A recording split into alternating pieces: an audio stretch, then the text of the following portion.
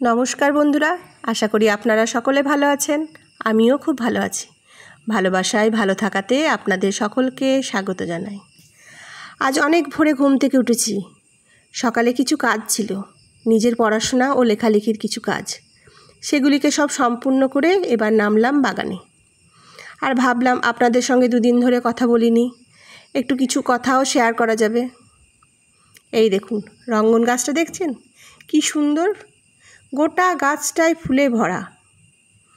আগে জানেন তো, আমাদের এই রাস্তার ধারে দুই দিকেই অনেকগুলো রঙ্গন গাছ ছিল, খুব সুন্দর লাগতো দেখতে, আর বিভিন্ন কালারের ছিল। গাছগুলোকে আরও সুন্দর করে সাজানোর জন্য কাটিং করা হলো।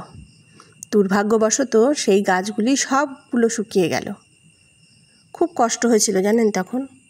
এত সুন্দর করে যত্ন করে লাগানো গাছ যদি মরে যায় তখন কষ্ট হয় না বলুন?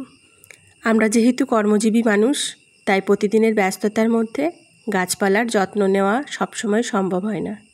তবুও যে সমস্ত গাছপালাগুলি খুব বেশি যত্ন না নিলেও টিকে থাকে, তাদের প্রতি বেশি ভালোবাসা দিই।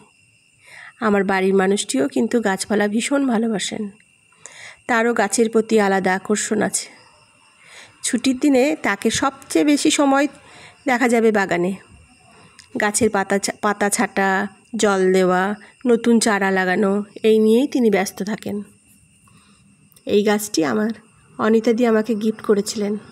আজ অনেকগুলো ফুল ফুটেছে, ভারী সুন্দর লাগছে দেখতে।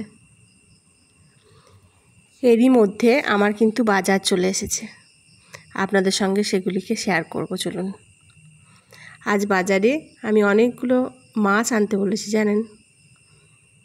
চলুন দেখি বাজার থেকে আমার কি কি মাছ নিয়ে এসছে। চিংড়ি মাছ, এই চিংড়ি মাছগুলো পটল দিয়ে বেগুন দিয়ে রান্না করলে খুব ভালো লাগে। এই দেখুন ছোট ছোট চুনো মাছ, পেঁয়াজ কেটে কাঁচা লঙ্কা দিয়ে। রুই মাছ, আমার প্রিয় মাছ, রুই মাছের ঝোল করব। আগে জানেন তো, এই মাছ দেখলে আমি ভীষণ ভয় পেতাম। কিছু সবজিও আনতে বলেছি দেখুন। এই মাছের গন্ধ একদম সহ্য করতে পারতাম না, রান্না করা তো দূরের কথা। এখন অবশ্য সব কিছু শিখে নিয়েছি। এই পটল দিয়ে একটু চিংড়ি মাছ করব, আর রুই মাছের একটু ঝোল করব। রান্না বসিয়ে দিয়েছি। এই দেখুন, রান্না তো প্রায় হয়েই এসেছে।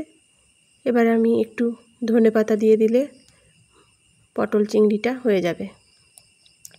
আমার যখন বিয়ে হয় না, তখন আমি অনার্সের 3rd ইয়ারের স্টুডেন্ট, ফাইনাল এক্সাম দিয়েছি।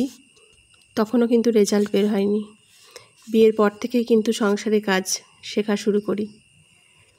বাড়িতে মায়ের কাছে অত কাজ করা হতো না, কারণ তখন আমি রানিং স্টুডেন্ট ছিলাম।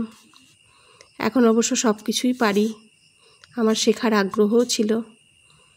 রুই মাছটা ভাজা হয়ে গেছে, ঝোল করে তাতে বসিয়ে দিয়েছি। এদিকে দেখুন বাইরে বৃষ্টি আরম্ভ হয়েছে।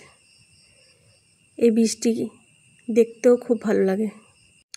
বিয়ের পরেও আমি আমার পড়াশোনা চালিয়ে গিয়েছি। মাস্টার্স করেছি, ডিএলএড করেছি, বিএড করেছি। আজ আমি কলেজ সার্ভিস কমিশনে পাশ করেছি। একজন শিক্ষিকা হিসাবে আমার যেমন শেখানোর দায়িত্ব আছে, তেমনি প্রতিদিন আমি নিজেও কিছু না কিছু নতুন শেখার চেষ্টা করছি। কারণ শেখা এবং শেখানো দুটোই আমার জীবনের অঙ্গ। অনেক গল্প করলাম, ভালো থাকবেন সবাই।